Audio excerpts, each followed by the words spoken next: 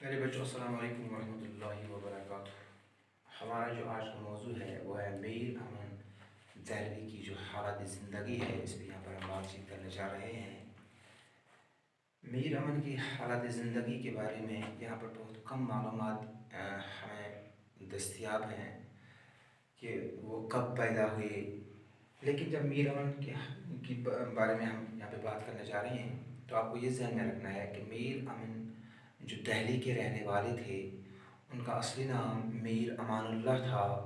پہلے لطف اختیار تخلص اختیار کرتے تھے اور اس کے بعد امن تخلص اختیار کیا، چونکہ جب وہ دہلی کے رہنے والے تھے، دہلی میں جب حالات خراب ہوئے، احمد شاہ ابدالی اور نادر شاہ کے پے در پہ حملوں سے جب دہلی کی جو صورتحال ابتر ہوئی، تو میر امن دہلوی نے کلکتہ کا رخ کیا، جو اس وقت امن و امان کا گہوارہ بنا ہوا تھا، اور وہاں پہ انہوں نے میر بہادر علی حسینی کی توسط سے وہ فورٹ ولیم کالج پہنچ گئے، چونکہ فورٹ ولیم کالج کا قیام 1800 میں عمل میں لایا گیا تھا، جو انگریزوں نے لایا تھا، چونکہ جو نوارد انگریز یہاں پہ وارد ہو رہے تھے ہندوستان میں، ان کو یہاں پہ یہاں کی زبان سکھانی مقصود تھی، اور اسی بنا پہ فورٹ ولیم کا کالج قیام عمل میں لایا گیا، اور وہیں پر میر بہادر علی حسینی کی توسط سے میر امن دہلوی صاحب بھی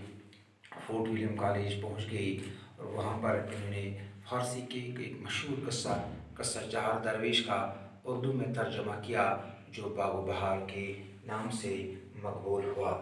اس باغ و بہار میں کتنے قصے ہیں؟ 5 قصے ہیں، جو آسان اور دل نشین زبان میں بھی ہیں، اور ان قصوں میں اخلاقی رنگ بھی پایا جاتا ہے، اور ان میں حسن عشق کی داستان بھی پائی جاتی ہے۔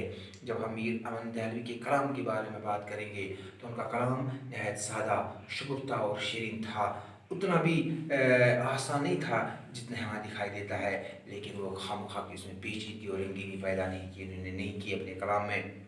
ان کے کلام میں فارسی، عربی اور دیسی ہر طرح کے الفاظ ہمیں دکھائی دیتے ہیں، اور یہی وجہ ہے کہ اتنا عرصہ گزر جانے کے باوجود بھی اس کی مقبولیت میں کوئی کمی واقع نہیں ہوئی۔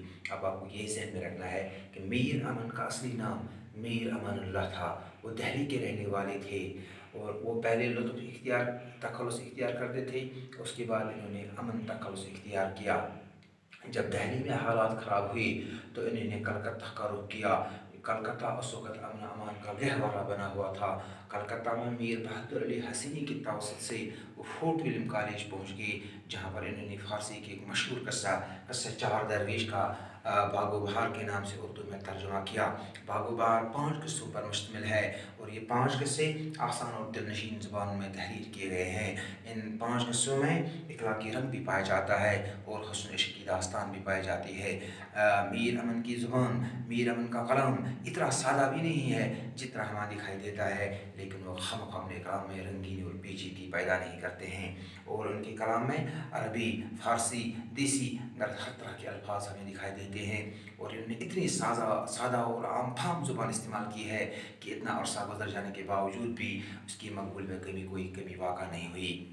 آپ سے کل ایگزام میں بھی پوچھا جا سکتا ہے کہ میر امن کا اصلی نام کیا تھا؟ آپ کا جواب ہونا چاہیے میر امان اللہ۔ آپ کو یہ بھی پوچھا جا سکتا ہے کہ پہلے کون سا تخلص اختیار کرتے تھے؟ پہلے لطف تخلص اختیار کرتے تھے، اس کے بعد کون سا تخلص اختیار کیا؟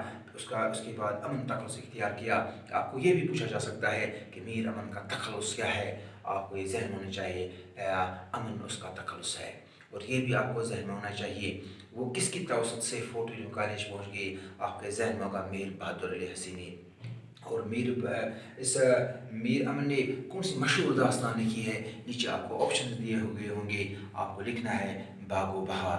باغ و بہار کتنے قصوں پہ مشتمل ہے؟ آپ کے ذہن میں ہونا چاہیے 5 قصوں پہ مشتمل ہے۔ جب آپ کے ذہن میں یہ ہوگا تو آپ آرام کے ساتھ ان سوالوں کا جواب دے سکتے ہیں۔ یہ پوائنٹس آپ کو یاد رکھنے ہیں، وہ کہاں کے رہنے والے تھے، اس کا تخلص کیا تھا، وہ کلکتہ جب پہنچے تو وہاں کس کی مدد سے وہ فورٹ ولیم کالج پہنچ گئے، فورٹ ولیم کا کالج کب عمل میں لایا گیا، किस वजह से लाया गया, ये चीज़ें मैं आपको बता रहा था। ये चीज़ें आपको ज़हन में रखनी है। और आज जो ऑनलाइन असेसमेंट हमारी हो रहे हैं, उनमें ऐसे ही सवाल पूछे जाते हैं कि मीर अमन ने आपके निसाब में कौन सा कौन कौन ये जो दास्तान लिखी है उसका नाम क्या है। आपको ये ज़हन में रखना है। शेर जो थे दरवेश की, और मीर अमन कहाँ के रहने वाले थे, उनका तखल्लुस क्या था, ये चीज़ें आपको ज़हन में, जब ये पॉइंट्स आप याद रखोगे तो आसानी के साथ आप इन सवालों के जवाब दे सकेंगे। मुझे भी उम्मीद है कि मीर अमन की हालत ज़िंदगी, जैसे पहले भी मैं आपको समझा चुका हूँ, और आपको स्कूल में भी ये लिखा चुका है, इस पे नोट भी मैंने आपको लिखा है। मुझे उम्मीद है कि आप इस नोट को अपने जहन में रखोगे, और अपने इस नोट बुक पर आपने इसको ये तहरीर किया ही होगा, लेकिन अब आपको अपने दिमाग में इसको तहरीर करना है। जब आप एग्ज़ाम में जाओगे वहाँ पर आपको किसी परेशानी का सामना न करना पड़े। बाकी वसल्लम।